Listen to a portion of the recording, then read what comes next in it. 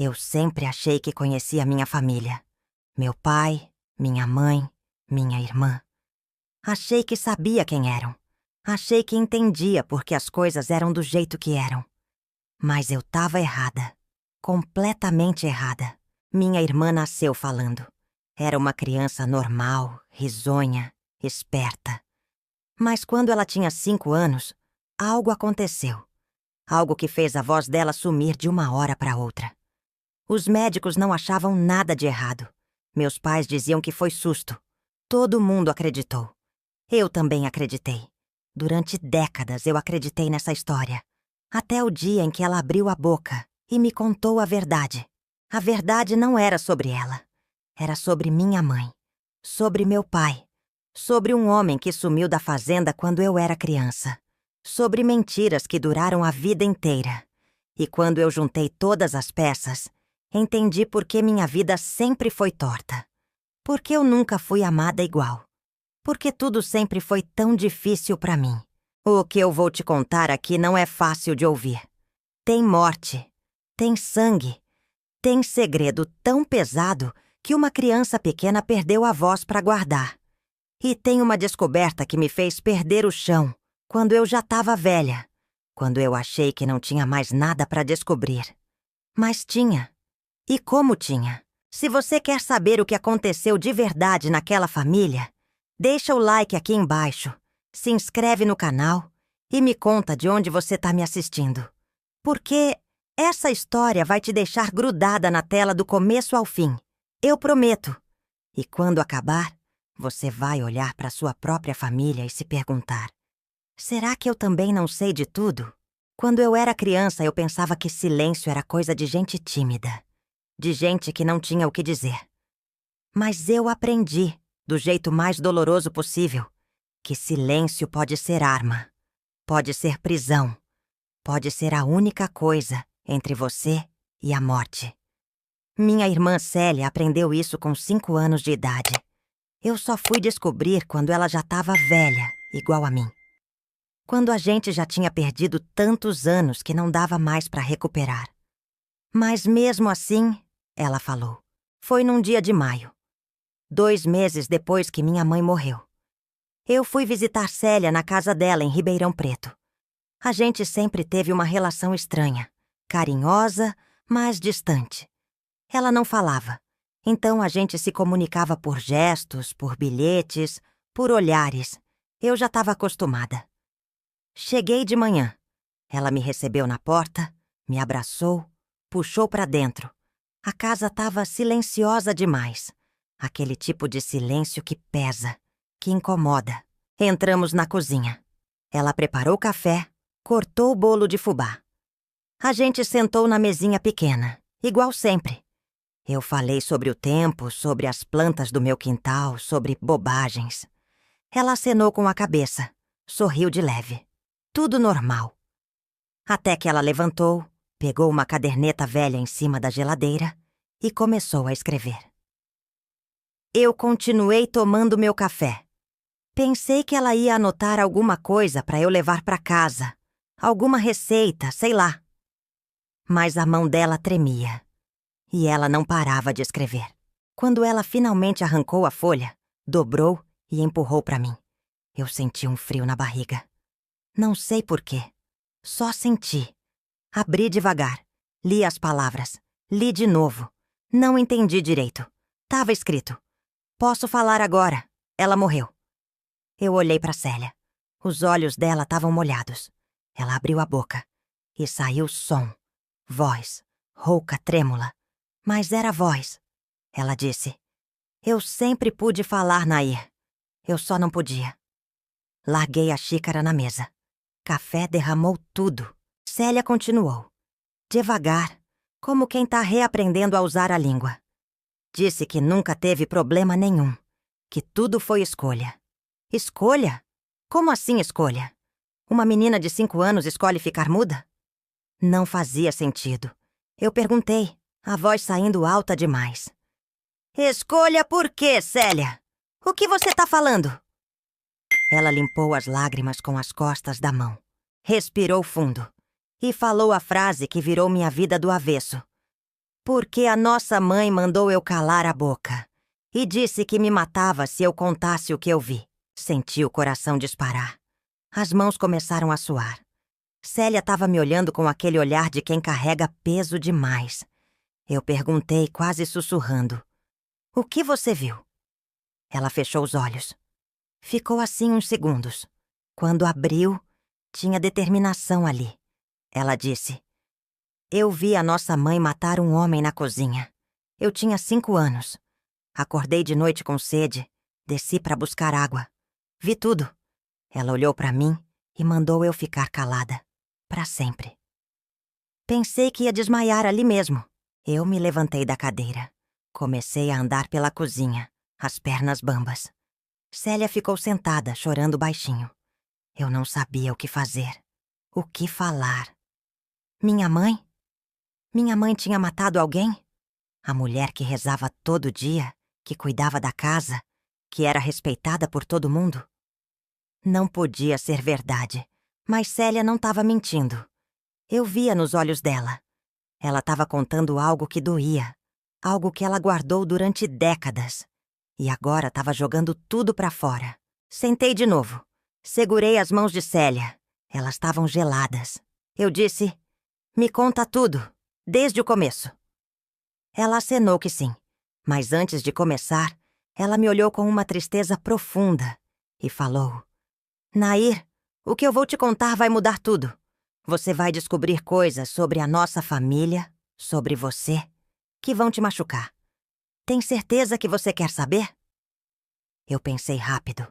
Pensei em dizer não, em sair dali, em fingir que aquela conversa nunca aconteceu. Mas não dava mais. Eu respondi: "Eu preciso saber." Célia assentiu, limpou o rosto e começou a falar. Pela primeira vez em 62 anos, minha irmã contou a história que ela tinha sido forçada a esconder. E conforme ela ia falando, eu sentia o chão desaparecendo debaixo dos meus pés. Porque não era só sobre um crime. Era sobre mentiras. Sobre quem eu era. Sobre por que minha vida sempre foi do jeito que foi. E quando ela terminou, eu não era mais a mesma pessoa.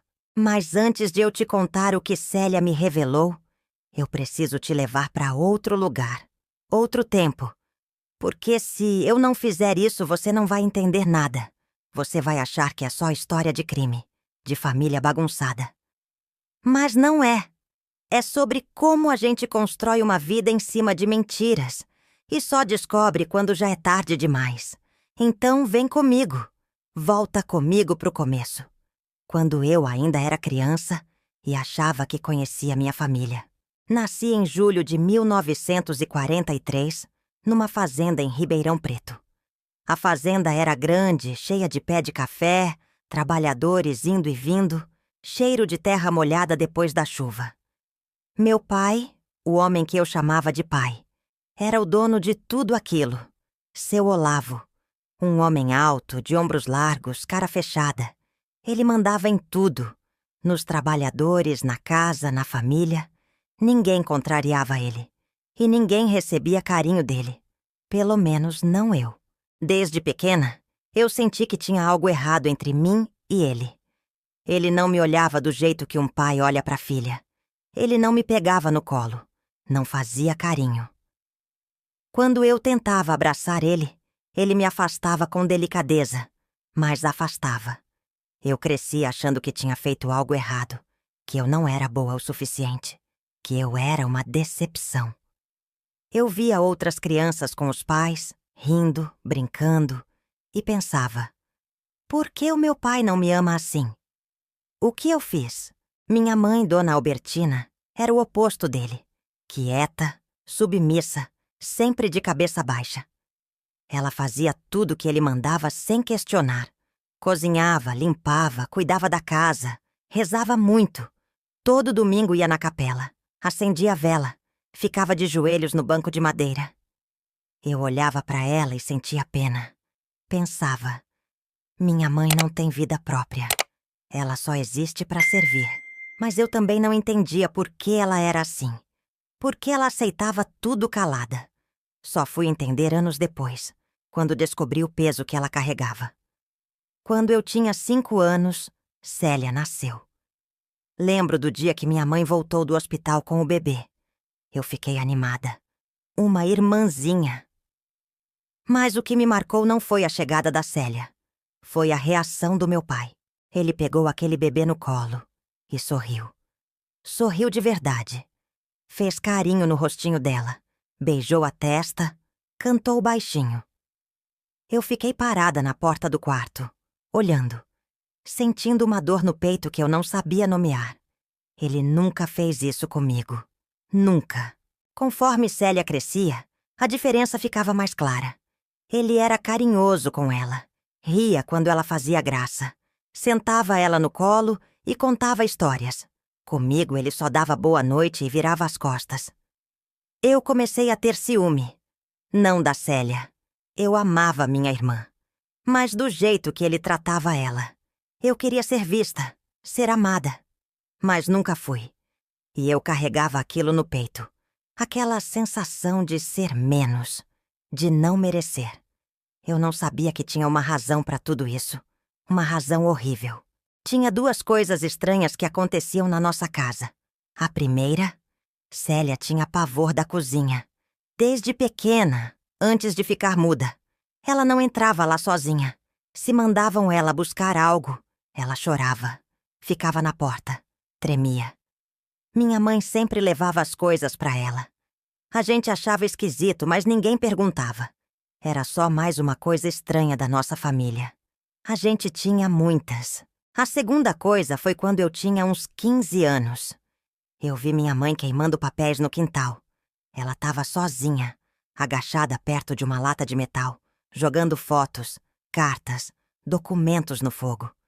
Eu cheguei perto e perguntei: "O que é isso, mãe?" Ela pulou, assustada. Me olhou com cara de culpa. Respondeu rápido: "Nada, filha. Só papel velho. Tô limpando." E continuou queimando. Eu fiquei olhando as chamas devorando aqueles papéis. Tinha um rosto numa foto. Um homem.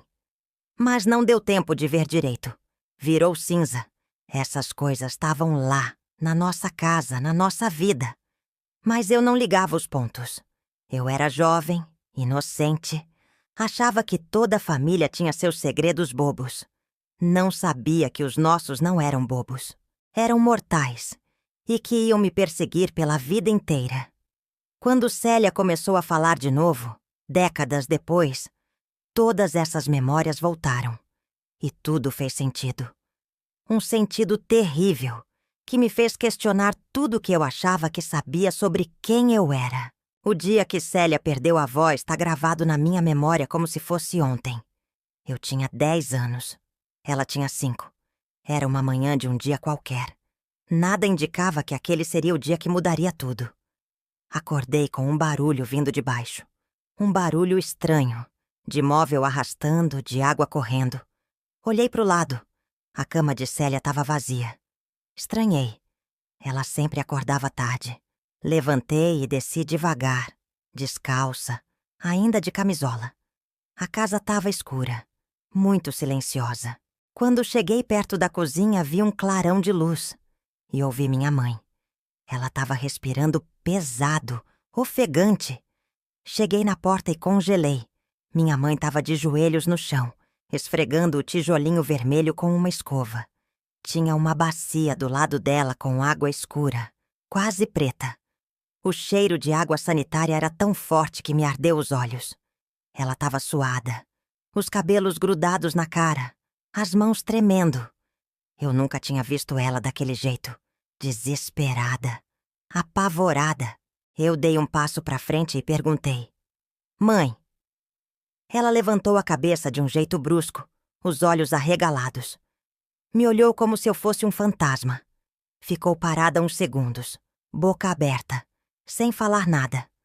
Aí ela limpou o rosto com as costas da mão e disse, a voz saindo estranha: "Ah, filha, você acordou cedo.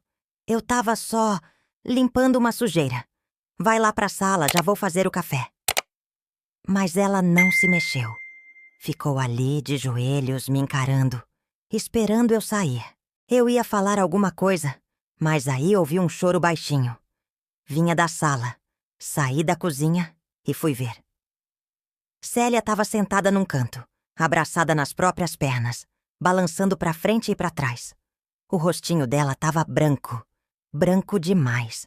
Os olhos arregalados, fixos em algum ponto no chão. Não piscava. Eu me abaixei do lado dela, segurei o braço dela. Célia, o que foi? Você tá bem?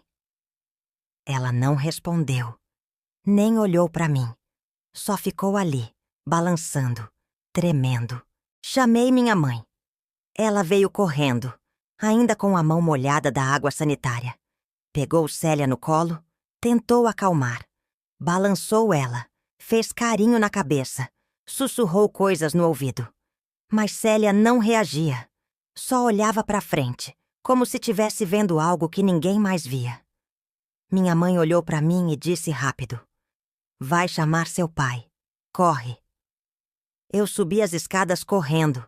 Acordei meu pai. Ele desceu, ainda de pijama, o rosto fechado. Olhou para minha mãe, para Célia, para mim. Meu pai perguntou, a voz baixa, mas dura: "O que aconteceu aqui?" Minha mãe respondeu sem olhar para ele: "A Célia acordou de noite. Foi na cozinha buscar água.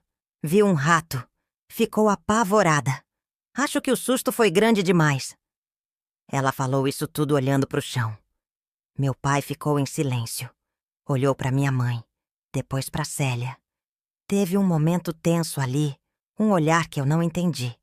Como se eles soubessem de algo que eu não sabia. Aí ele disse: "Vou buscar o médico." E saiu. O médico veio. Examinou Célia. Olhou a garganta, as cordas vocais. Fez uns testes. Pediu para ela repetir sons. Nada. Célia não abria a boca. Ele conversou com meus pais no canto da sala.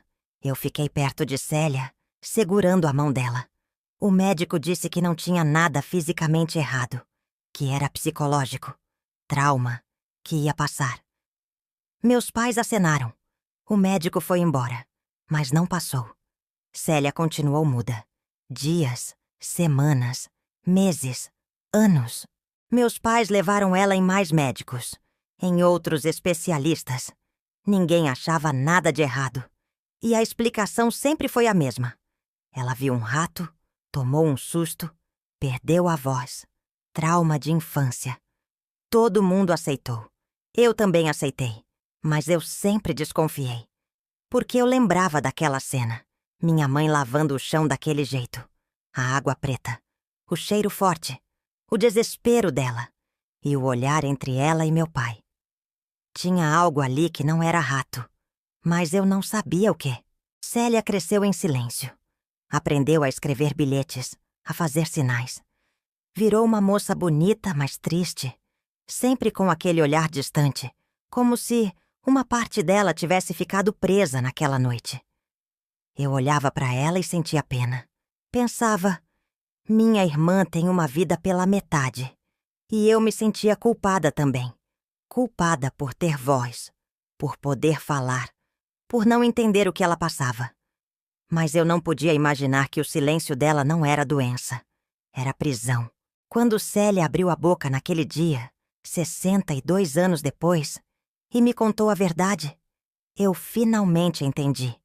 Aquele dia, o dia que ela parou de falar, não foi o dia que ela ficou doente. Foi o dia que ela salvou a própria vida. Porque se ela tivesse falado, minha mãe teria cumprido a promessa. E eu teria perdido minha irmã. Mas perdi mesmo assim. Perdi décadas dela. Perdi a voz dela. Perdi a verdade.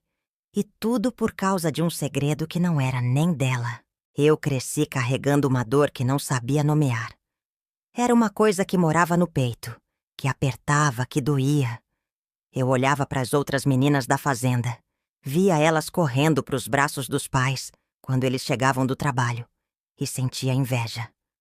Uma inveja que me enchia de vergonha. Porque eu não devia querer o que não era meu. E o amor do meu pai nunca foi meu. Ele era de Célia. Sempre foi.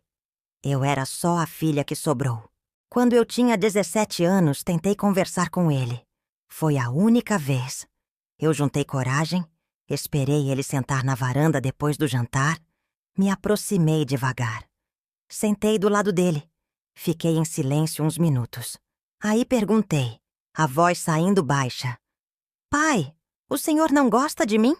Ele virou o rosto, me olhou de um jeito que nunca vou esquecer. Não era raiva. Era cansaço. Como se eu fosse um problema que ele não sabia resolver. Ele disse, vai dormir, menina. Para com essa bobagem. E levantou. Me deixou ali sozinha. Chorei aquela noite inteira. Enterrei o rosto no travesseiro para ninguém ouvir. E jurei para mim mesma que nunca mais ia tentar. Se ele não me queria, eu também não ia querer ele. Mas a gente não escolhe o que sente. Eu continuei querendo. Continuei esperando um gesto, um olhar, qualquer coisa. Nunca veio. E conforme os anos passavam, a dor virava raiva. Raiva dele. Raiva de mim por continuar esperando. Quando eu completei 20 anos, meu pai me chamou para uma conversa. Pensei que finalmente ele ia me dizer alguma coisa importante. Alguma coisa de pai. Sentei na sala, as mãos suadas. Ele ficou de pé, de costas para mim, olhando pela janela. Disse que tinha arranjado um casamento para mim. Um fazendeiro da região, viúvo, 50 anos. Homem trabalhador, de posses. Eu ia ser bem cuidada. Ia ter casa, comida, respeito. Era uma boa oportunidade. Eu fiquei em choque. Perguntei, mas o senhor nem perguntou se eu quero? Ele virou para mim, a cara dura. Mulher não escolhe. Aceita o que é oferecido. Você já tá ficando velha. Essa pode ser sua única chance. Velha? Eu tinha 20 anos. E aquele homem que ele queria me empurrar era conhecido na região. Bêbado. Grosseiro. A primeira esposa dele tinha morrido nova. E o povo comentava que ela vivia triste, assustada.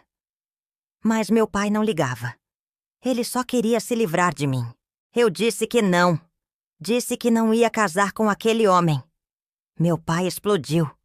Gritou que eu era ingrata, desobediente, que ele tinha me dado teto, comida, e eu não respeitava ele, que eu não servia pra nada, que pelo menos casada eu ia dar alguma satisfação. Cada palavra era uma facada. Eu tremia, as lágrimas caindo, mas não voltei atrás. Disse de novo, eu não vou casar com ele. Meu pai então disse a frase que me libertou. Então sai da minha casa. Vai viver sua vida sozinha. Não quero mais te ver aqui. Eu subi pro quarto, peguei o pouco que eu tinha, umas roupas, uns trocados que tinha guardado de pequenos trabalhos na fazenda. Desci as escadas. Minha mãe estava na cozinha. Ela me olhou, viu a trouxa na minha mão. Não disse nada. Só virou de costas e continuou lavando a louça. Eu esperava que ela me impedisse, que dissesse alguma coisa. Mas ela ficou calada. Sempre calada. Saí pela porta da frente e não olhei para trás. Tinha 20 anos, nenhum lugar para ir. E uma dor no peito que parecia que ia me matar. Fui para Ribeirão Preto, a cidade. Consegui um quartinho para alugar. Um cubículo escuro e apertado. Arrumei trabalho de costureira numa oficina. Ganhava pouco, mas era meu. Eu estava sozinha, mas era livre. Livre daquele olhar de desprezo do meu pai. Livre daquela casa cheia de silêncios pesados. Trabalhei muito. Acordava cedo, costurava até a noite, juntava cada centavo. E aos poucos, fui construindo uma vida. Uma vida que era minha. Não perfeita, mas minha. 3 anos depois, conheci um rapaz. Ele trabalhava num banco, era honesto, educado. Sorria pra mim quando me via na rua. Um dia me chamou pra tomar um café. Eu fui. A gente conversou, riu, conectou. Ele não se importava que eu não tinha família rica, que eu era costureira. Ele gostava de mim. Do jeito que eu era. A gente namorou, casou. Eu tinha 23 anos quando virei esposa. E pela primeira vez na vida, Eu senti que alguém me escolheu. Me quis. Me amou. Tive minha filha Marlene 3 anos depois do casamento. Quando ela nasceu e eu peguei ela no colo, jurei que ia ser diferente. Ia amar ela sem condições. Ia fazer ela se sentir querida, importante, vista. E fiz. Criei ela com todo o amor que eu nunca recebi. Mas a ferida do meu pai continuava lá, no fundo. E só ia cicatrizar quando eu descobrisse a verdade. Quando eu entendesse que não era culpa minha. Que nunca foi. Meu pai morreu de infarto no meio da lavoura. Ele tinha 76 anos. Foi num dia de calor final de tarde. Ele estava andando entre os pés de café, supervisionando o trabalho, quando caiu. Assim, de uma vez. Os trabalhadores correram, chamaram minha mãe. Quando ela chegou, ele já tinha ido. Olhos abertos, boca entreaberta, a cara congelada naquela expressão séria que ele sempre teve. Morreu do jeito que viveu. Duro. Eu soube da morte dele 2 dias depois. Um vizinho da fazenda me mandou um recado. Eu peguei ônibus, fui pro enterro. Cheguei atrasada. O caixão já estava fechado. A missa tinha terminado. Fiquei no fundo da capela, olhando de longe. Minha mãe estava na primeira fila, de preto, véu cobrindo o rosto. Célia do lado dela, também de preto, calada como sempre. Eu não me aproximei. Não chorei. Não senti nada. Só um vazio estranho, como se tivessem enterrado um desconhecido. Depois do enterro, fui até minha mãe. Ela estava na porta da casa grande recebendo os pêsames. Eu cheguei perto, abracei ela. Ela ficou dura nos meus braços. Não correspondeu. Quando me soltou, me olhou nos olhos e disse: "Você veio." Só isso. Não, que bom que você veio. Ou, senti sua falta. Só, você veio. Como se fosse uma surpresa desagradável. Eu engoli seco e respondi: "Era meu pai. Eu tinha que vir." Ela assentiu e virou para cumprimentar outra pessoa. Fui embora no mesmo dia. Os anos passaram. Minha mãe continuou morando na fazenda, mas eu via que ela estava cansada, envelhecendo rápido. A fazenda era grande demais para ela administrar sozinha. Uns 5 anos depois da morte do meu pai, ela me ligou. Disse que ia vender a fazenda, que não dava mais conta, que ia comprar uma casa na cidade para morar com Célia e que precisava conversar comigo sobre o futuro. Marquei de ir num domingo. Cheguei cedo. Minha mãe estava na sala, papéis espalhados na mesa. Célia bordava no canto, de cabeça baixa. Minha mãe me ofereceu café. Sentamos. Ela foi direto ao assunto. Disse que ia vender a fazenda por um bom valor, que ia comprar uma casa grande na cidade para Célia, que Célia precisava de cuidados, de atenção, por causa da mudez, e que eu, como tinha marido, filha, vida própria, ia receber uma parte em dinheiro, para fazer o que eu quisesse. Perguntei quanto. Ela falou um número. Eu calculei mentalmente. Era 1/5 do valor que ela disse que a fazenda valia. Só 1/5. Minha irmã ia ficar com uma casa grande, toda mobiliada, numa área boa. Eu ia ficar com uma merreca. Eu senti a raiva subir, quente, pelo peito. Perguntei: "Por que tão pouco?" Ela respondeu sem me olhar: "Porque sua irmã precisa mais. Ela não pode trabalhar, não pode se virar sozinha. Você pode. Então é justo assim." Justo? Aquilo não era justo. Era cruel. Eu ia discutir, ia gritar, ia exigir metade. Mas olhei para minha mãe. Ela estava velha, cansada, a cara fechada. Não tinha negociação ali. Era aquilo ou nada. E eu pensei na minha filha Marlene, na casa pequena onde a gente morava, no dinheiro que fazia falta. Mesmo sendo pouco, ia ajudar. Eu engoli a humilhação e disse: "Tá bom." Minha mãe acenou, pegou uma caneta, anotou algo num papel. Disse que quando ela morresse, o inventário ia sair rápido. Tava tudo decidido. Eu assinei onde ela mandou e saí dali me sentindo roubada. Usei o dinheiro para dar entrada numa casa. Uma casa pequena, Simples, mas era minha. Marlene ficou feliz. A gente tinha um quintal, um quartinho a mais. Meu marido também ficou satisfeito. Mas eu não. Eu olhava para as paredes daquela casa e pensava na casa grande que minha irmã ia ganhar. Pensava no quanto minha mãe me desprezava. No quanto eu sempre fui menos amada, menos importante, menos merecedora. E aquilo doía fundo. Passei anos remoendo aquela injustiça. Não falava sobre isso com ninguém, mas estava lá, corroendo por dentro. Eu visitava minha mãe de vez em quando. Ela tratava bem a Marlene e fazia carinho na neta. Mas comigo era fria, distante, como se eu fosse uma obrigação. Célia me recebia com carinho, me abraçava, mas não podia falar. E o silêncio dela só aumentava o peso daquela casa. Eu saía de lá sempre com dor de cabeça, sempre com vontade de nunca mais voltar. Mas eu voltava, porque no fundo eu ainda esperava alguma coisa. Um pedido de desculpas, um reconhecimento, eu errei com você. Nunca veio. E quando minha mãe morreu, anos depois, eu pensei que tinha perdido a chance para sempre, que ia morrer sem entender por que fui tratada daquele jeito. Mas a verdade estava guardada, trancada dentro da minha irmã. E quando ela abriu a boca, eu finalmente entendi. A herança não foi dividida mal por acaso. Foi dividida assim porque eu não era filha de quem eu pensava que era. Os anos foram passando devagar. Eu vivia minha vida na cidade. Trabalhava, cuidava da casa, criava minha filha. Marlene cresceu. Virou uma moça bonita e decidida. Casou cedo, aos 22 anos. Teve um filho 3 anos depois, meu neto Tiago.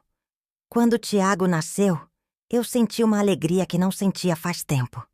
Segurei aquele bebê no colo e pensei: agora eu tenho uma família de verdade. Uma família que me ama, que me quer por perto.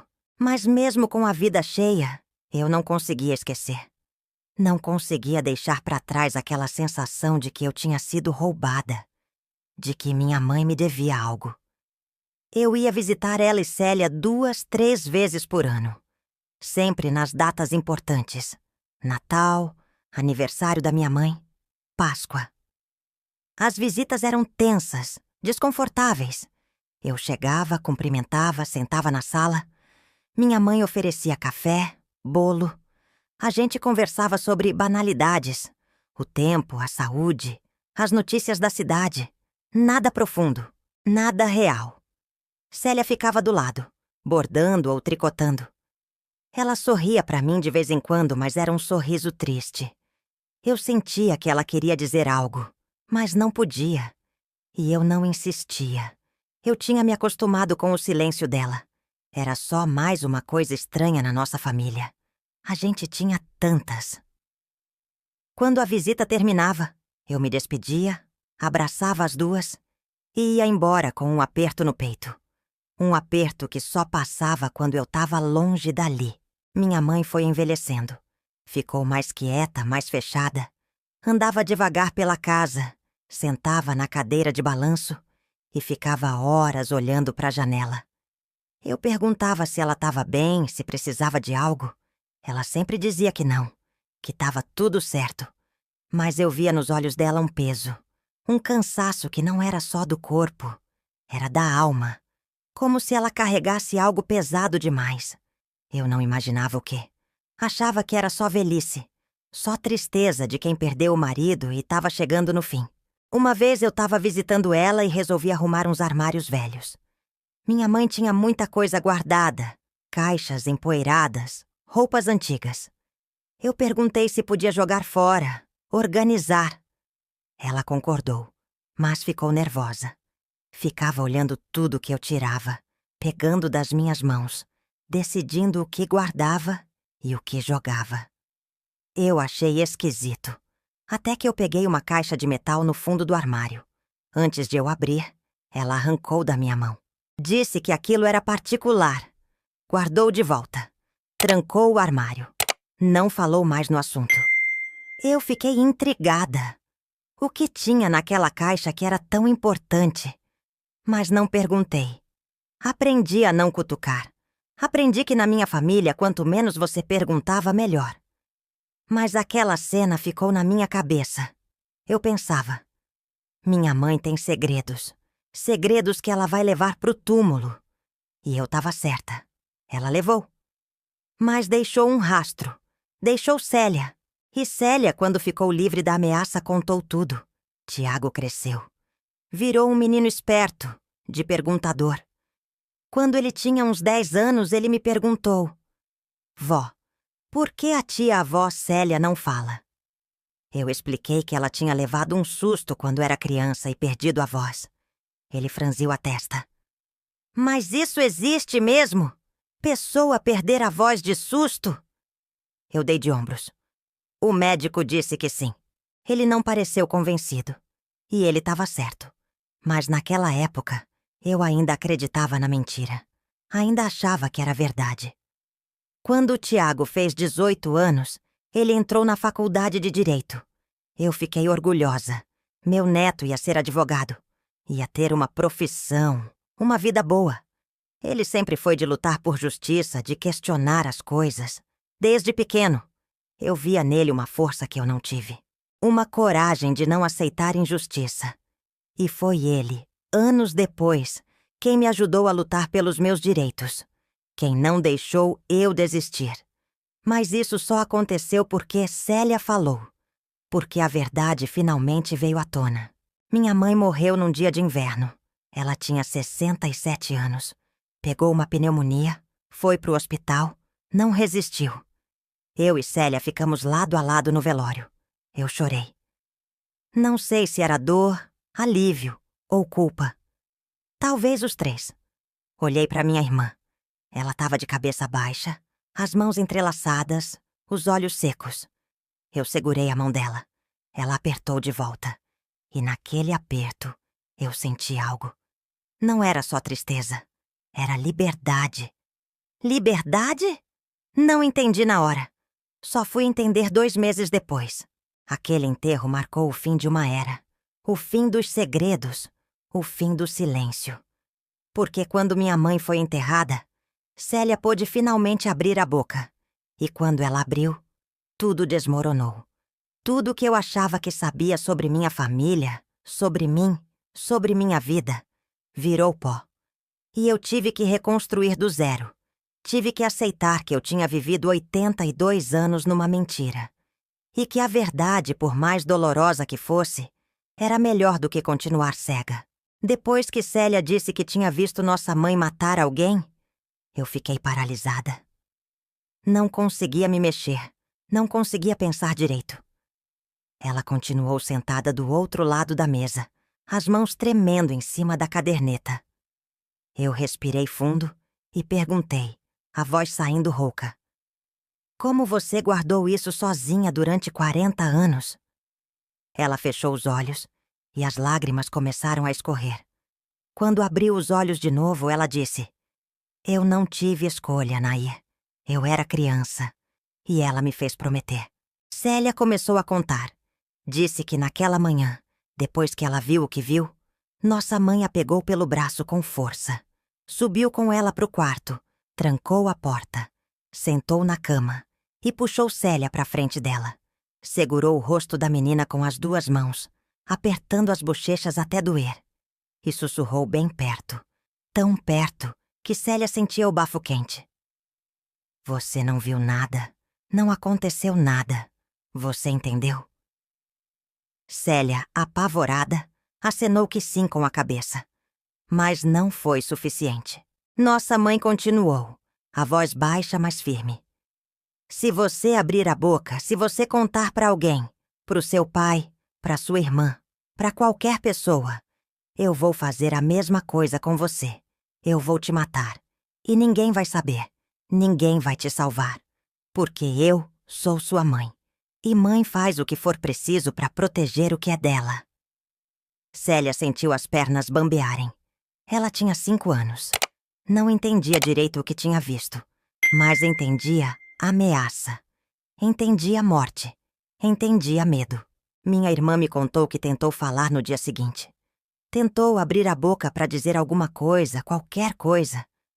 Mas quando ela tentava, a voz não saía. Era como se tivesse uma mão invisível apertando a garganta dela.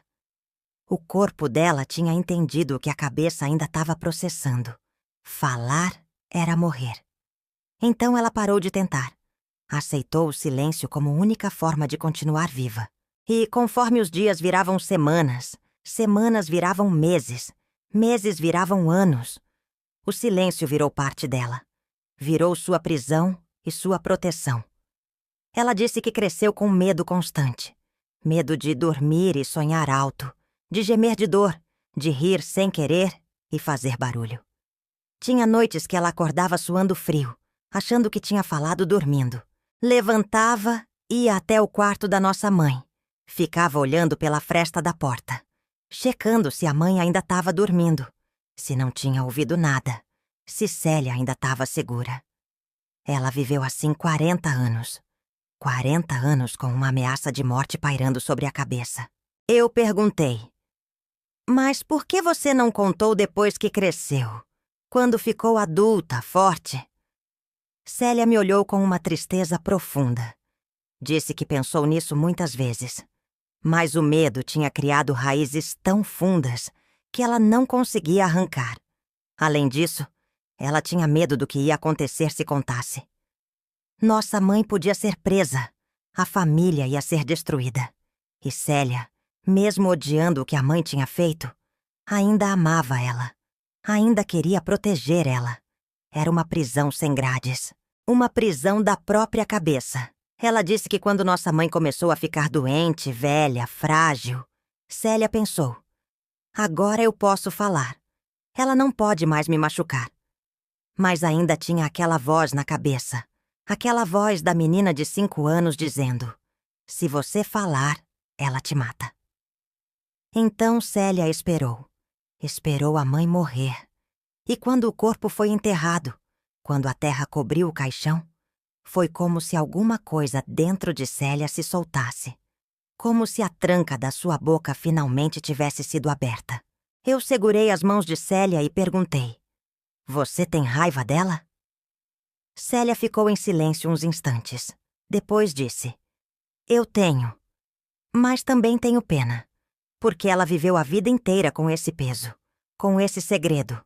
E no final, morreu sozinha. Morreu sem nunca ter sido livre de verdade. Pelo menos eu agora tô livre. Posso falar, posso contar, posso morrer em paz. E naquele momento, eu vi que minha irmã era mais forte do que eu jamais imaginei. Mas eu ainda não entendia tudo. Ainda tinha perguntas. A principal: quem era aquele homem? Por que nossa mãe tinha matado ele?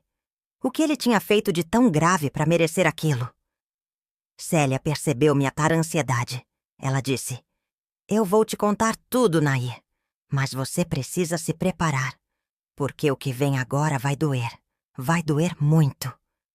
Eu engoli seco. Disse que eu queria saber. Mesmo que doesse.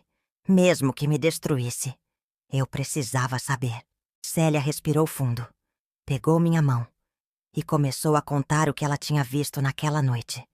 A noite que mudou tudo.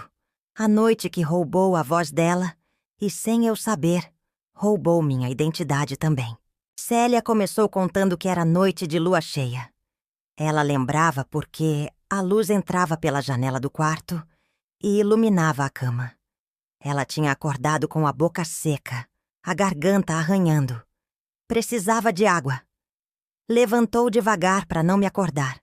Eu estava dormindo profundamente na cama do lado. Ela desceu as escadas descalça, segurando no corrimão. A casa estava escura, mas tinha uma luz fraca vindo da cozinha. Uma luz de lampião. Ela ouviu vozes baixas. 2 vozes. Uma era da nossa mãe. A outra de um homem. Ela chegou perto da porta da cozinha. Não entrou. Ficou do lado de fora, ouvindo. O homem estava falando alto, nervoso. Dizia que não aguentava mais, que queria contar tudo, que tinha direito de assumir. Nossa mãe respondia baixo, implorando para ele não fazer aquilo. Dizia que ia destruir tudo, que iam perder tudo. O homem bateu a mão na mesa e disse: Eu não me importo. Ela é minha filha. E eu quero que ela saiba. Célia não entendia do que eles estavam falando. Que filha? Filha de quem? Nossa mãe começou a chorar. Célia ouviu os soluços. Ouviu ela implorando: Por favor, Rodrigo, não faz isso. Pensa no Olavo. Pensa nas meninas. Rodrigo respondeu, a voz dura: Eu pensei a vida inteira. Pensei demais. E agora chega. Amanhã de manhã eu vou contar pro Olavo. Vou assumir a Nair. Vou dar meu nome pra ela. E você vai ter que aceitar. Houve um silêncio pesado. E então nossa mãe disse, a voz mudando, ficando fria: Você não vai fazer isso. E foi nesse momento que Célia resolveu espiar. Ela empurrou a porta levemente. Só uma fresta. Viu o homem de costas, alto, de camisa branca. Viu nossa mãe de frente para ele, os olhos arregalados, o rosto vermelho de chorar. E viu a mão da nossa mãe se movendo devagar até a mesa, pegando algo. Uma faca. A faca grande de cortar carne. O homem não percebeu. Ele estava dizendo: Albertina, eu te amei a vida inteira, mas não vou morrer sem que minha filha saiba quem eu sou. E nesse momento nossa mãe levantou a faca e cravou nas costas dele. Célia me disse que não teve grito. O homem só arqueou o corpo, levou as mãos para as costas, tentou alcançar a faca. Cambaleou. Nossa mãe puxou a faca de volta e enfiou de novo. E de novo. E de novo. Até ele cair no chão. O som do corpo batendo no tijolinho foi um baque surdo. Célia estava paralisada na porta, boca aberta, olhos arregalados. Não conseguia gritar. Não conseguia se mexer. Só ficou olhando o sangue se espalhando pelo chão, escuro, grosso, formando uma poça ao redor do corpo. Nossa mãe largou a faca. Ficou olhando para o corpo uns segundos, a respiração pesada. Aí ela virou e viu Célia na porta. Os olhos das duas se encontraram. E naquele olhar, Célia viu algo que a assombrou pelo resto da vida. Não era remorso, não era desespero, era determinação. Nossa mãe tinha acabado de matar um homem e já estava planejando o próximo passo. Ela limpou as mãos no avental, atravessou a cozinha e foi até Célia. Abaixou na altura dela e sussurrou: Você viu isso? Célia não conseguiu responder. Só continuou olhando, em choque. Nossa mãe segurou o queixo dela com força, virou o rostinho dela para encarar. Repetiu, mais firme: Você viu? Célia acenou que sim com a cabeça, as lágrimas começando a cair. Nossa mãe então disse: Então agora você vai me ouvir com muita atenção. Você não viu nada. Você estava dormindo a noite inteira. Quando acordar de manhã não vai lembrar de nada. E se você lembrar, se você contar, eu faço o mesmo com você. Entendeu? Célia acenou de novo. Tava tremendo tanto que os dentes batiam. Nossa mãe pegou Célia no colo, subiu as escadas, colocou ela na cama, cobriu ela com o lençol, acariciou a cabeça dela, como se nada tivesse acontecido. Disse: Dorme, minha filha. Tá tudo bem. Foi só um pesadelo. E saiu do quarto, fechando a porta devagar. Célia ficou deitada, olhos abertos, olhando pro teto. Ouviu barulho lá embaixo. Água correndo, móvel arrastando, passos pesados. Nosso pai tinha acordado. Ele e nossa mãe conversaram baixo. E então começaram a limpar. Passaram a noite inteira limpando aquela cozinha. De manhã, quando eu acordei e desci, a cena estava montada. Nossa mãe lavando o chão, Célia em choque na sala, a história do rato pronta para ser contada. E eu acreditei. Todo mundo acreditou, menos Célia. Ela sabia a verdade. Carregou sozinha durante 40 anos. E quando ela terminou de me contar isso tudo, eu olhei para ela e pensei: como você sobreviveu? Como você não enlouqueceu? Mas ela tinha sobrevivido. E agora, finalmente, estava falando. Mas ainda faltava a pior parte. Ainda faltava eu descobrir quem era aquele homem. E por que ele tinha dito que eu era filha dele. Eu senti a sala girar. Sentei de volta na cadeira. As pernas não me sustentavam mais. Célia me serviu água. Eu bebi num gole só. Olhei para ela e fiz a pergunta que estava martelando na minha cabeça desde que ela começou a contar. Célia, quem era esse homem? Quem era Rodrigo? Ela fechou os olhos como se estivesse se preparando para me dar uma facada. E quando abriu, ela disse: era o capataz da fazenda. Ele trabalhava para o nosso pai há anos, mas não era só isso. Ela parou, respirou, continuou. Ele era o amante da nossa mãe. Eu senti como se tivessem jogado água gelada em mim. Amante? Nossa mãe tinha um amante? Aquela mulher que rezava todo dia, que parecia tão certinha, tão obediente. Célia continuou. Eles se conheceram antes dela casar com o papai Olavo. Eles namoraram quando eram jovens. Se amavam. Mas a família da mamãe não aceitava. Rodrigo era pobre, trabalhador rural. Não era bom o suficiente. E aí ela engravidou. Eu segurei a beirada da mesa. Engravidou? Célia assentiu. E disse a frase que me partiu no meio. Ela engravidou de você, Nair. O mundo parou. Eu ouvi as palavras, mas meu cérebro não processou. Repeti baixinho. Engravidou de mim? Célia segurou minha mão. Você não é filha do Olavo. Você é filha do Rodrigo. Nossa mãe estava grávida de você quando a família dela arranjou um casamento rápido com o Olavo. Ele era viúvo, mais velho, precisava de esposa. Aceitou casar com ela mesmo sabendo da gravidez. Mas impôs uma condição. Ele nunca ia tratar você como filha dele. Porque você não era. Senti Billy subindo pela garganta. Célia continuou, a voz baixa, mas firme. O Rodrigo nunca te esqueceu. Ele arrumou um jeito de ficar perto. Virou capataz da fazenda. Trabalhava ali todo dia.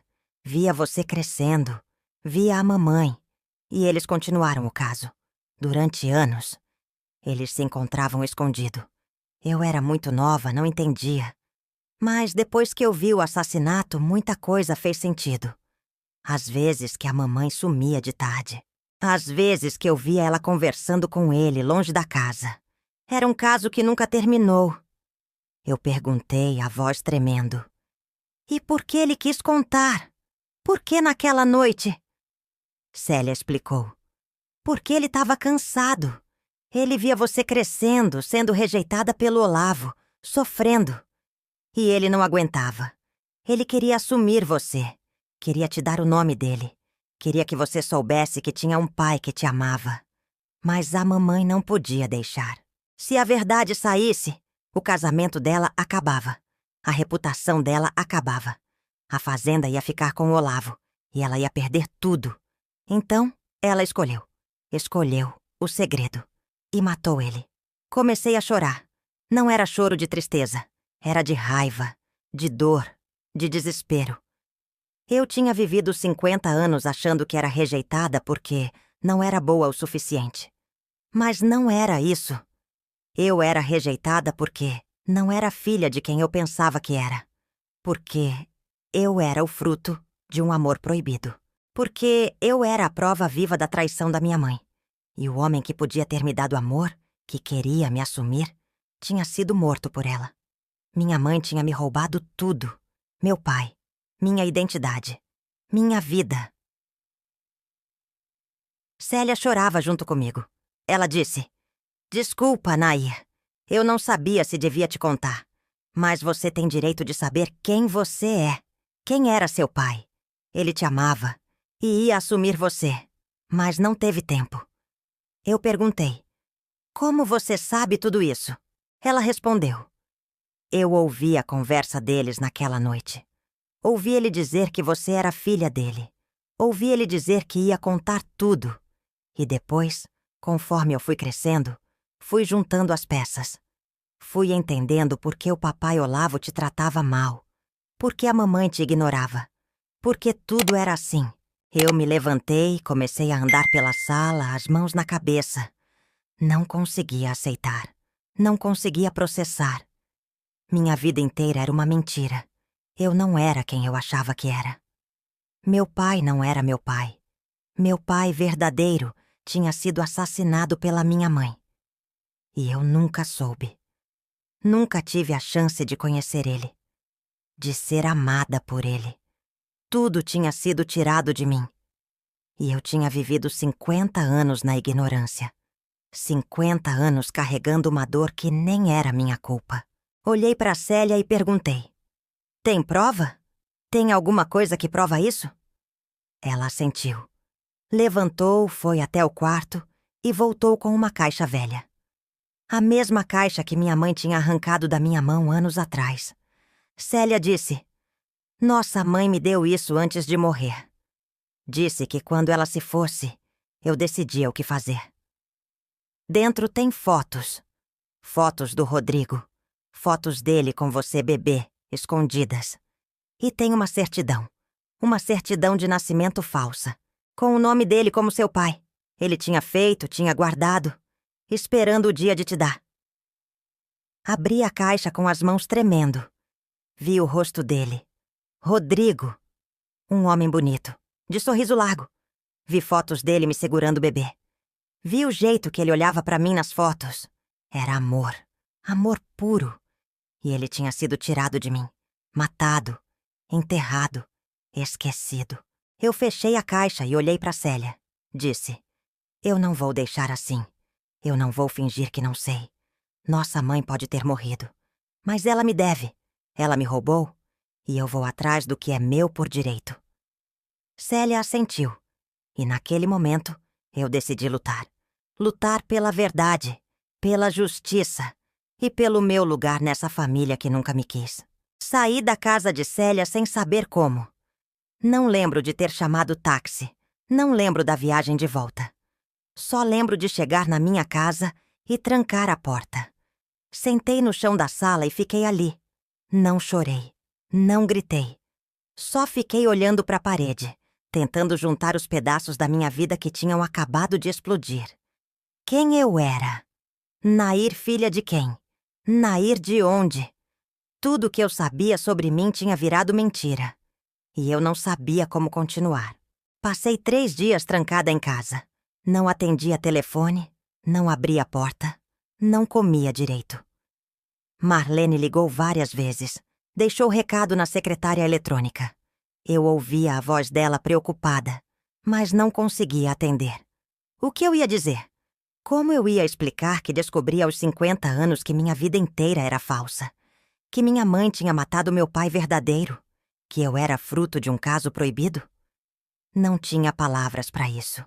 Só tinha dor. No 3º dia, Marlene apareceu na minha porta. Ela tinha chave reserva. Entrou, me encontrou sentada na cozinha, ainda de roupão, cabelo sujo, olheiras fundas. Ela largou a bolsa, veio até mim e me abraçou forte. Não perguntou nada. Só me segurou enquanto eu finalmente desabava. Chorei tanto que achei que ia secar por dentro. Ela me embalou, fez carinho no meu cabelo. Esperou eu me acalmar. E quando eu consegui respirar de novo, ela perguntou: o que aconteceu, mãe? Contei tudo, desde o começo. Desde Célia voltando a falar até a revelação sobre Rodrigo. Marlene me ouviu em silêncio, os olhos arregalados. Quando terminei, ela ficou parada, processando. Depois disse: mãe, você tá me dizendo que a vovó Albertina era assassina? E que o vovô Olavo não era seu pai? Eu acenou que sim. Ela levou as mãos ao rosto, respirou fundo. Ficou assim uns minutos. Eu esperei. Tinha medo da reação dela. Medo que ela me rejeitasse também. Mas quando ela tirou as mãos do rosto, vi determinação. Marlene segurou minhas mãos e disse: mãe, isso muda alguma coisa entre eu e você? Não. Você é minha mãe. Você me criou, me amou, me deu tudo. Não importa quem era seu pai biológico. Você é você. E ninguém tira isso. Senti um alívio imenso. Pelo menos minha filha não me abandonava. Pelo menos ela ficava do meu lado. Mas então ela continuou. Mas a gente não pode deixar assim.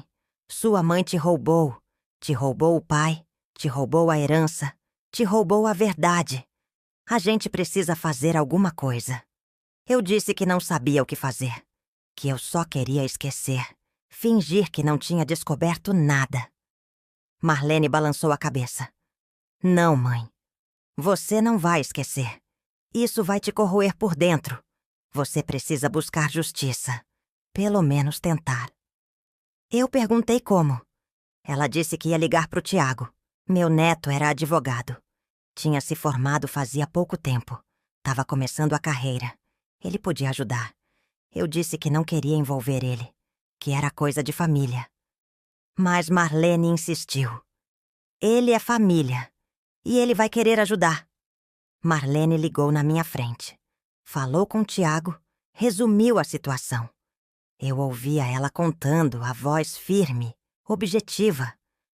Quando ela desligou, disse: Ele já tá vindo pra cá.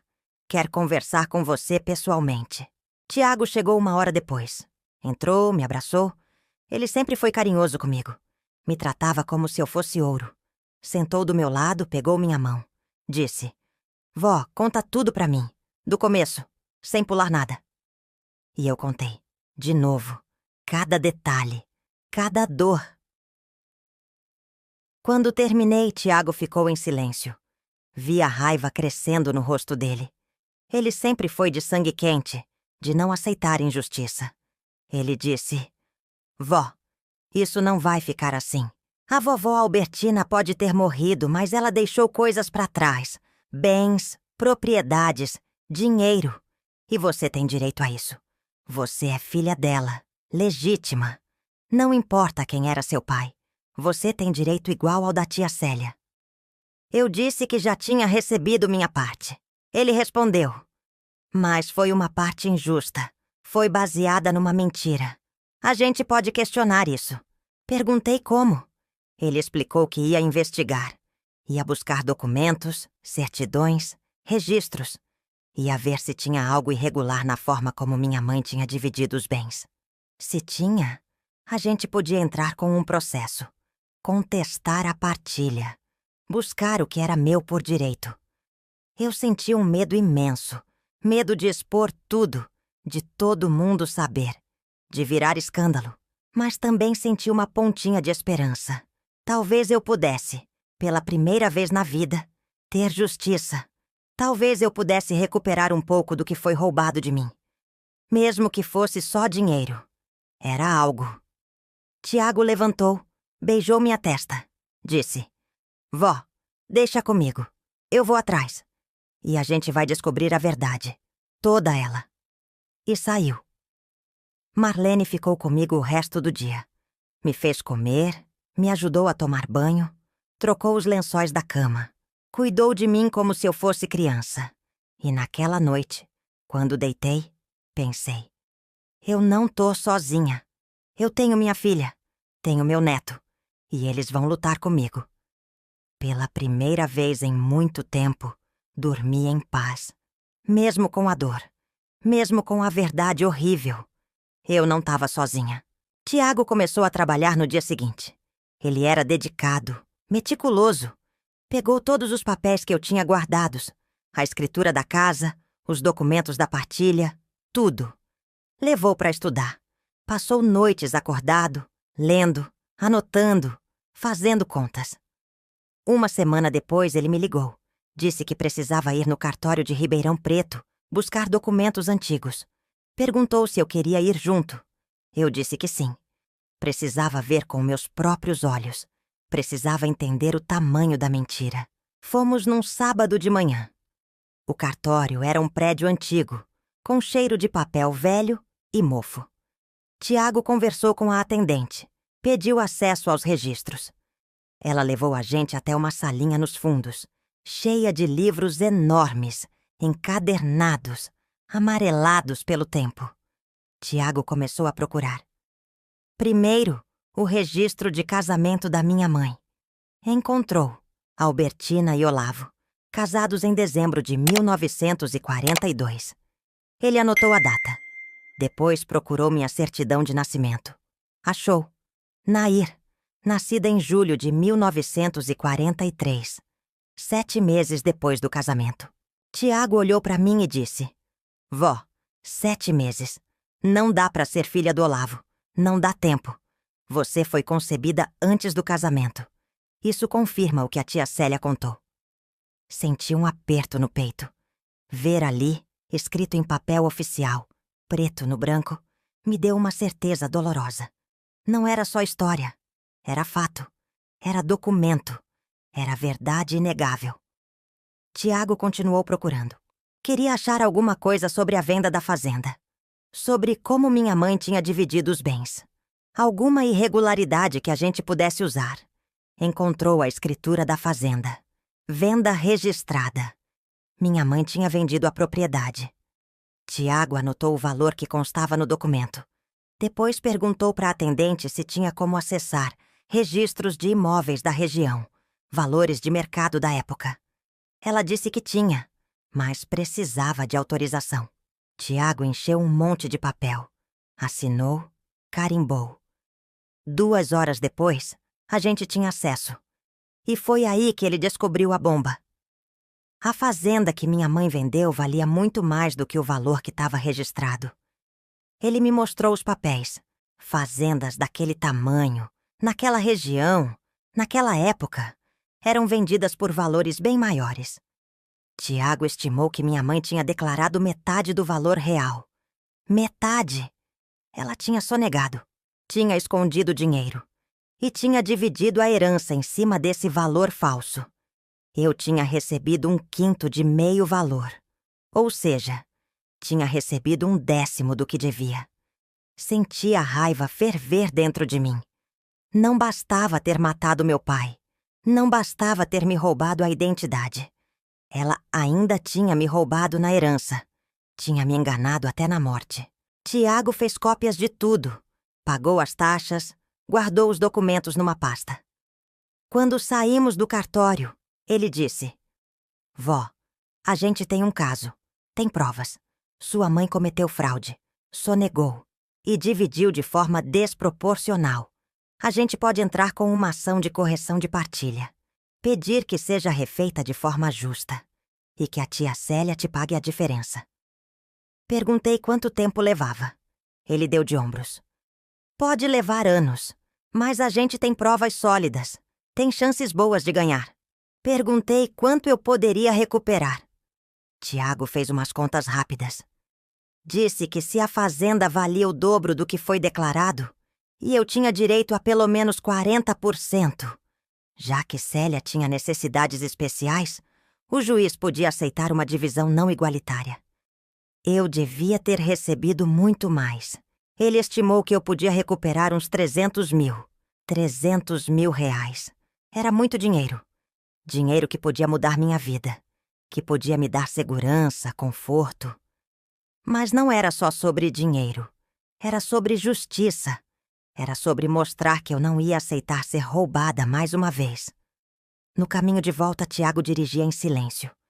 Eu olhava pela janela vendo a paisagem passar. Pensava em tudo que tinha descoberto. Em todas as mentiras, todos os enganos, todas as dores. E pensava, eu posso fazer algo. Eu posso lutar. Não vai trazer meu pai de volta. Não vai apagar o que minha mãe fez. Mas vai me dar dignidade. Vai me dar o que é meu. E isso, de alguma forma, importava. Importava muito. Quando chegamos em casa, Tiago entrou comigo. Sentou na mesa da cozinha. Abriu a pasta. Organizou os documentos. Olhou para mim e disse: Vó, agora a gente precisa decidir. Você quer ir em frente? Quer processar? Porque se quiser, eu vou com você até o fim. Mas se você preferir deixar pra lá, esquecer, eu também vou respeitar. Eu olhei para aqueles papéis, para aquela pilha de provas, e pensei na minha vida inteira sendo pisada, sendo roubada, sendo ignorada. Não, eu não ia deixar pra lá. Não dessa vez. Olhei pro meu neto e disse: eu quero processar. Eu quero justiça. E eu quero que todo mundo saiba que eu não fui só a filha que ninguém quis. Eu fui a filha roubada. E eu vou atrás do que é meu. Tiago sorriu. Um sorriso orgulhoso. Disse: Então vamos. A gente vai ganhar, vó. Eu prometo. E naquele momento, eu senti uma força que não sentia faz muito tempo. Uma força de quem decide não ser mais vítima. De quem decide lutar. Mesmo que doa. Mesmo que seja difícil. Eu ia lutar. Tiago marcou uma reunião na casa de Célia. Disse que a gente precisava conversar, todos juntos, antes de entrar com o processo. Eu, Célia, Marlene e ele. Chegamos num domingo de tarde. Célia nos recebeu nervosa, as mãos tremendo. Ela tinha voltado a falar, mas ainda não estava acostumada com conversas longas, com discussões. A voz dela falhava, sumia. Ela ainda usava bilhetes para algumas coisas. Sentamos na sala, aquele silêncio pesado que sempre tinha entre a gente. Até Tiago começar a falar. Ele explicou o que tinha descoberto. Mostrou os documentos, as contas, os valores. Disse que nossa mãe tinha sonegado na venda da fazenda, que tinha escondido metade do dinheiro, que tinha dividido a herança de forma fraudulenta e que eu tinha direito de questionar isso na justiça. Célia ouviu tudo de cabeça baixa. Quando Tiago terminou, ela olhou para mim com os olhos cheios d'água. Disse, a voz falhando: Você vai me processar?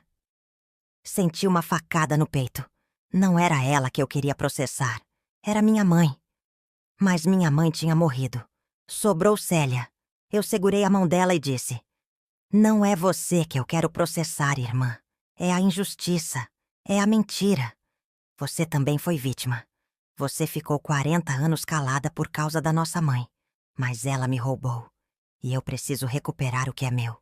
Célia balançou a cabeça, as lágrimas caindo. Mas se você processar, eu vou ter que vender a casa. Eu não tenho dinheiro para te pagar. Só tenho a casa que a mamãe me deixou.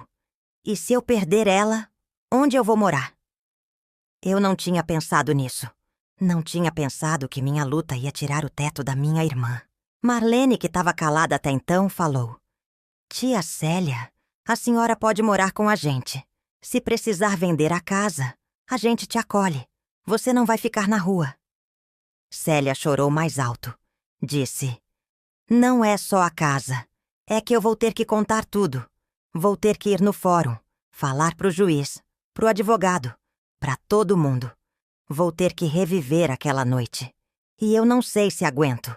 Eu fiquei 40 anos calada pra não ter que contar. E agora vou ter que contar de novo? Pra estranhos? Eu senti a culpa apertar. Tiago interveio. Tia Célia, a gente não precisa falar do assassinato no processo. A gente vai focar só na fraude da venda, na divisão desproporcional. O crime prescreveu, não dá mais pra processar por isso. E sem corpo, sem provas, não adianta nem tentar. Então a senhora não vai precisar contar sobre aquela noite pro juiz. Vai só precisar explicar por que sua mãe te favoreceu. E a gente pode fazer isso sem entrar em detalhes. Célia respirou aliviada, mas ainda estava com medo. Vi nos olhos dela. Medo de perder tudo. Medo de ficar sozinha. Eu olhei para minha irmã e disse: Célia, eu não quero te machucar. Você já sofreu demais. Mas eu também sofri. E eu tenho o direito de buscar o que é meu. Eu não vou deixar que a nossa mãe continue me roubando mesmo depois de morta. Você entende? Célia acenou devagar com a cabeça. Disse: Eu entendo. E eu não vou brigar com você. Se você quer processar, processa. Eu só peço uma coisa. Não me obrigue a falar mal da nossa mãe na frente de todo mundo. Ela fez coisas horríveis, mas era nossa mãe. Prometi que ia tentar poupar ela o máximo possível. Marlene então perguntou: E se a gente perder? Se o juiz não aceitar, a gente vai ter perdido tempo, dinheiro e ainda vai ter rasgado a família? Tiago respondeu: É um risco, mas as provas são sólidas. E a lei tá do nosso lado. Sonegação é crime. Divisão desproporcional sem justificativa pode ser contestada. Eu acho que a gente ganha, mas nada é garantido. Marlene ficou pensativa.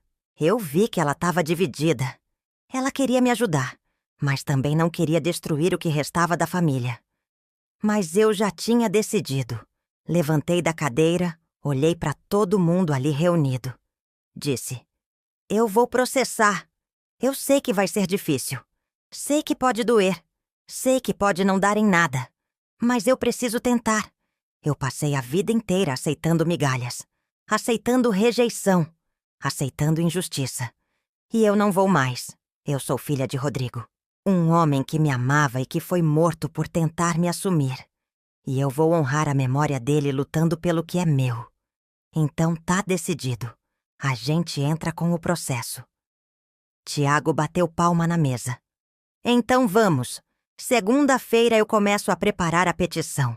Célia levantou. Veio até mim. Me abraçou apertado. Sussurrou no meu ouvido. Desculpa, Nair. Desculpa por tudo. Eu devia ter falado antes. Devia ter te contado quando a mamãe morreu. Você não merecia carregar essa dor por tanto tempo. Eu abracei ela de volta. Disse: não é sua culpa. Você também foi vítima. E a gente vai superar isso. Juntas. Nos separamos. Olhei para os olhos dela. Vi amor ali. Amor de irmã. Mesmo com tudo que tinha acontecido, a gente ainda era irmã. E isso ninguém podia tirar. Saímos da casa de Célia naquele dia com uma decisão tomada. Ia ter briga. Ia ter dor. Ia ter conflito. Mas também ia ter verdade. E justiça. E pela primeira vez na minha vida, eu sentia que estava no controle. Não era mais joguete do destino. Não era mais a filha rejeitada que aceitava tudo calada. Eu era Nair, filha de Rodrigo e Albertina, irmã de Célia, mãe de Marlene, avó de Tiago. E eu ia lutar até o fim. Tiago entrou com o processo 3 semanas depois daquela reunião. Eu assinei os papéis com a mão tremendo. Era real agora. Não tinha mais volta. A gente ia brigar na justiça. Contra minha própria irmã. Ou melhor, contra o que minha mãe tinha feito. Mas era Célia quem ia ter que responder. Era ela quem tinha ficado com a parte maior. Era dela que eu ia ter que cobrar. E isso doía. Doía muito. Mas não mais do que passar a vida inteira sendo roubada. O processo começou devagar, arrastado. Fórum é assim. Nada acontece rápido. Primeiro teve a citação. Célia foi chamada para responder. Ela contratou um advogado, um senhor aposentado, que cobrou pouco porque tinha pena dela. Ele montou a defesa alegando que nossa mãe tinha dividido daquele jeito porque Célia precisava de cuidados especiais. Que era justo ela ter recebido mais. Mas a gente rebateu com as provas da sonegação, com os laudos mostrando que o valor declarado era mentira, com os números que não batiam. Teve perícia. Um perito foi até Ribeirão Preto, olhou registros antigos, conversou com gente da região. Voltou com um laudo técnico dizendo que sim, a fazenda valia muito mais, que o valor declarado era subavaliado, que tinha indícios de fraude fiscal. Isso fortaleceu nosso caso. O advogado de Célia tentou contestar, disse que valores antigos eram difíceis de comprovar. Mas o juiz aceitou o laudo e marcou audiência. Ia ser a primeira vez que eu e Célia íamos nos encontrar num tribunal. Frente a frente, de lados opostos. Cheguei no fórum num dia de calor insuportável. Tiago do meu lado, Marlene me segurando pelo braço. Célia já estava lá, sentada no banco do lado de fora da sala. Quando me viu, levantou. Nos olhamos. Ela não me cumprimentou. Eu também não. Não era raiva. Era constrangimento. Era dor. Entramos quando chamaram. Juiz sério, de óculos, cara cansada. Mandou a gente sentar. Começou a perguntar. Tiago respondeu por mim. Célia respondeu por ela mesma. A voz baixa, tremida. Eu evitava olhar para ela. Não aguentava ver minha irmã daquele jeito. O juiz perguntou para Célia por que nossa mãe tinha dividido de forma tão desproporcional.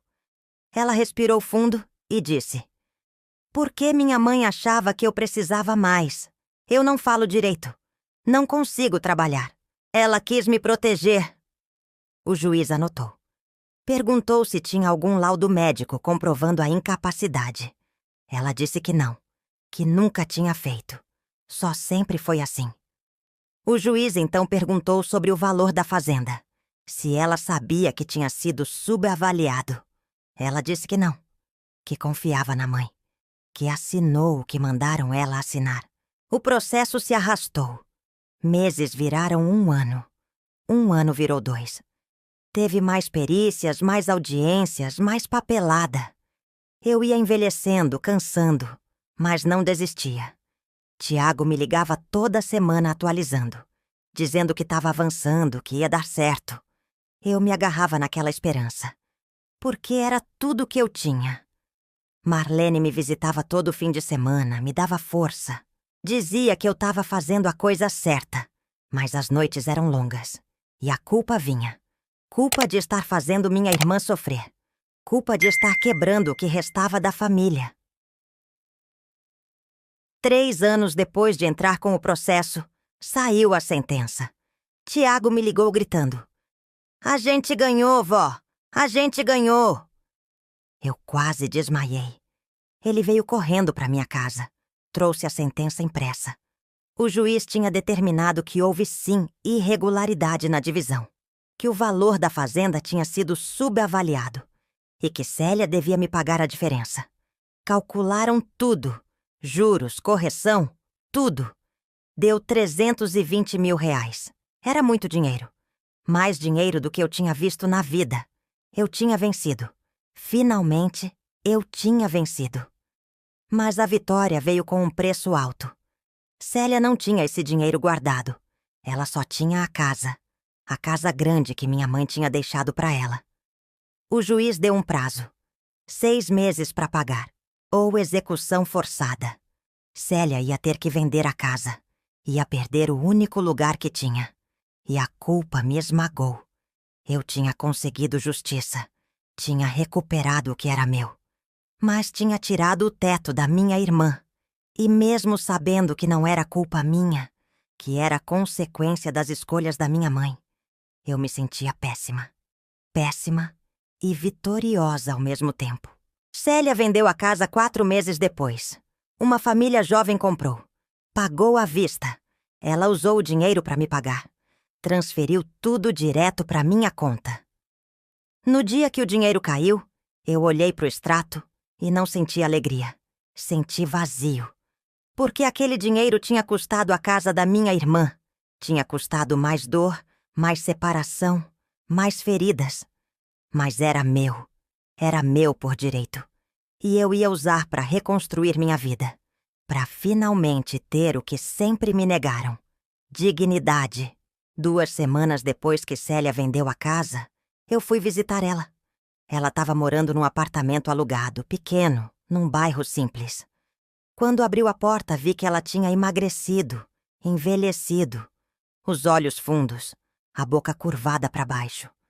Ela me deixou entrar sem dizer nada. Sentamos na salinha apertada. Eu não sabia por onde começar.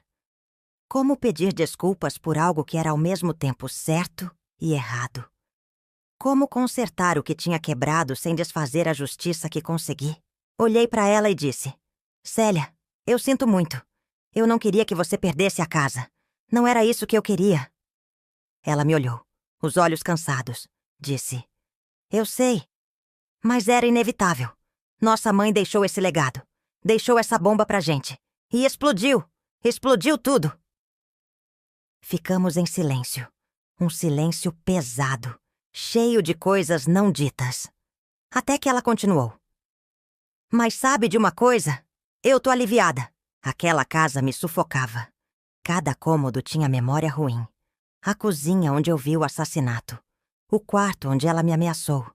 A sala onde eu fingia que estava tudo bem. Eu não era feliz lá. Eu senti um alívio imenso. Ela não me odiava. Ela entendia. Segurei a mão dela e disse: eu comprei uma casa. Uma casa na praia, em Caraguatatuba. É grande. Tem 3 quartos. Tem varanda de frente pro mar.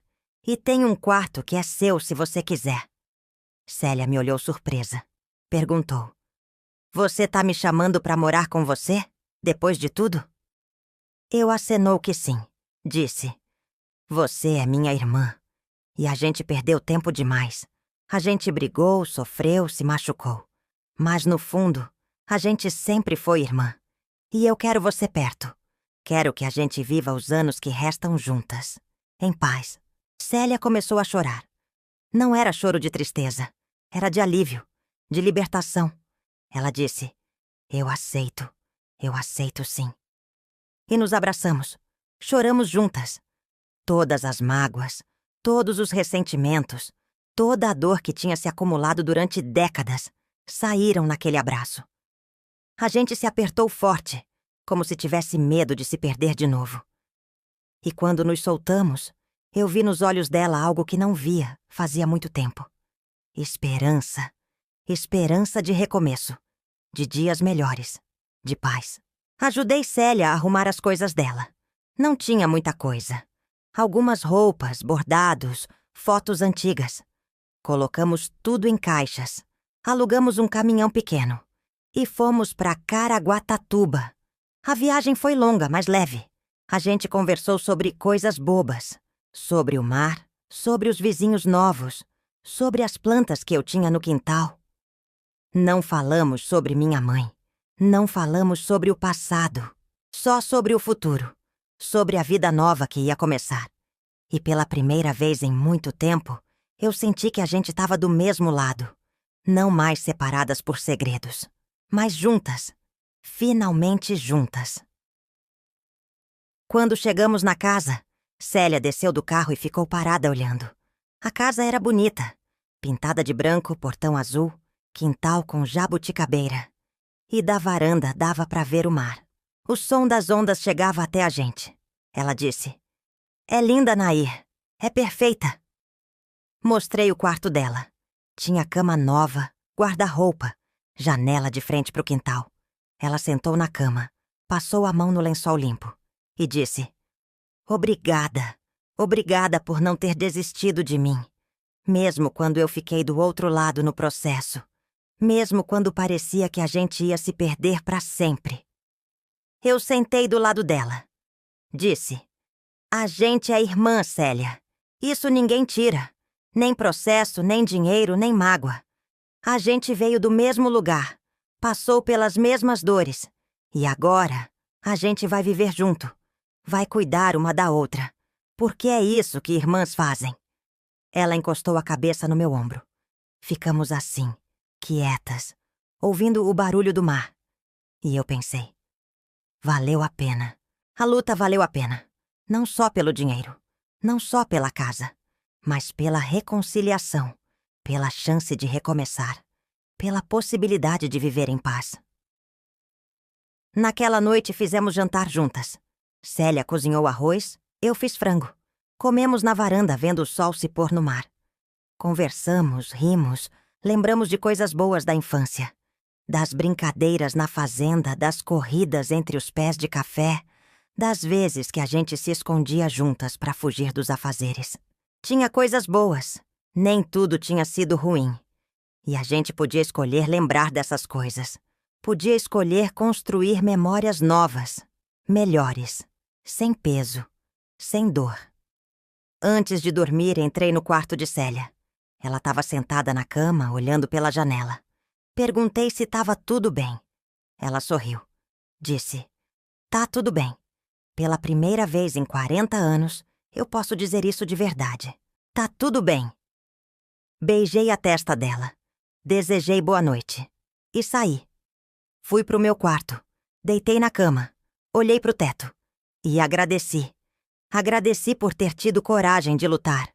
Por ter buscado justiça. Por ter encontrado paz. E por ter minha irmã de volta. Tudo valia a pena agora. Hoje eu tenho 82 anos. Cabelo todo branco. Rugas marcando cada ano vivido. cada dor sentida, cada vitória conquistada. Moro nessa casa em Caraguatatuba faz 7 anos. Acordo todo dia e vou direto para a varanda. Tomo meu café olhando para o mar. O som das ondas me acalma, me lembra que a vida continua, que mesmo depois de tanta tempestade, ainda existe calmaria, ainda existe recomeço. Célia mora comigo. Ela tem 77 anos agora. Passa os dias bordando na sala, cuidando das plantas do quintal. A voz dela voltou. Não é perfeita, falha de vez em quando, mas tá ali, viva, real. A gente recebe visita toda semana. Marlene vem aos sábados, traz almoço pronto, fica o dia inteiro. A gente conversa, ri, assiste novela junto. Tiago vem uma vez por mês, sempre carinhoso, sempre preocupado. Ele se casou, teve uma filha, minha bisneta. Uma menina linda de 5 anos que corre pelo quintal, pega jabuticaba, grita de alegria. Quando vejo ela correndo, penso em Célia com 5 anos. Penso em tudo que aquela criança viu, em tudo que carregou. E agradeço por minha bisneta não ter que carregar nada. Por ela ser livre, leve, feliz. Eu uso o dinheiro que consegui no processo para viver bem. Não é luxo, mas é conforto. Pago as contas sem apertar. Compro comida boa. Levo Célia no médico quando precisa. A gente vai no cinema de vez em quando. Come pipoca. Ri de bobagem. Coisas simples. Coisas que eu nunca pude fazer antes porque vivia no aperto. Agora eu posso. E isso importa. Importa muito. Porque não é só sobre dinheiro. É sobre dignidade. É sobre ter escolha. É sobre não depender de ninguém. É sobre ser dona da própria vida. Tem dias que eu penso na minha mãe. Penso no que ela fez. No homem que ela matou. No segredo que ela guardou, na forma como ela me tratou. E eu sinto raiva, sinto mágoa, mas também sinto pena, porque ela viveu presa, presa ao medo de ser descoberta, presa ao casamento que não escolheu, presa às aparências. Ela nunca foi livre e morreu assim, presa. Eu, pelo menos, consegui me libertar, consegui descobrir a verdade, consegui lutar. Consegui vencer. E isso ela nunca teve. Nunca pôde ter. Penso também no meu pai, Rodrigo. O homem que eu nunca conheci. O homem que me amava e queria me assumir. Que morreu tentando me dar o que era meu por direito. Eu tenho a foto dele guardada na gaveta.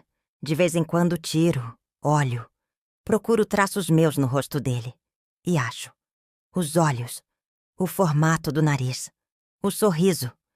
Eu sou filha dele. E isso me dá paz. Saber que eu vim de amor, que fui desejada, que fui amada. Mesmo que tenha durado pouco, mesmo que tenha sido roubado de mim, eu fui amada por ele. E isso conta.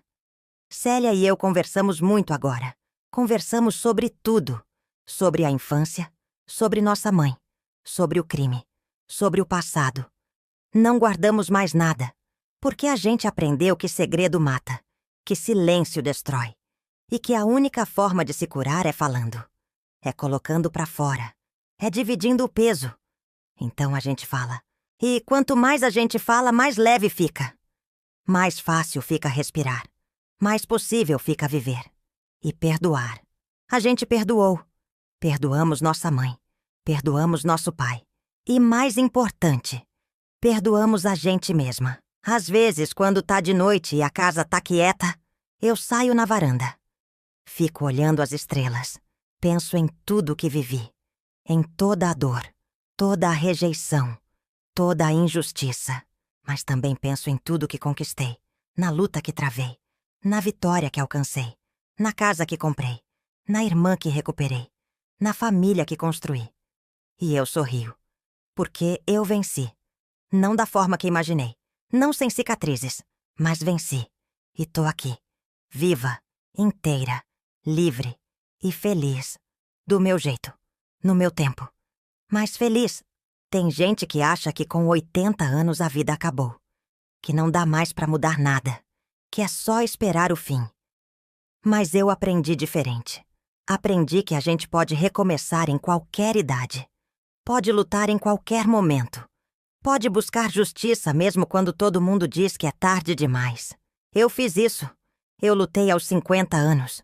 Venci aos 53. E recomeço todo dia desde então.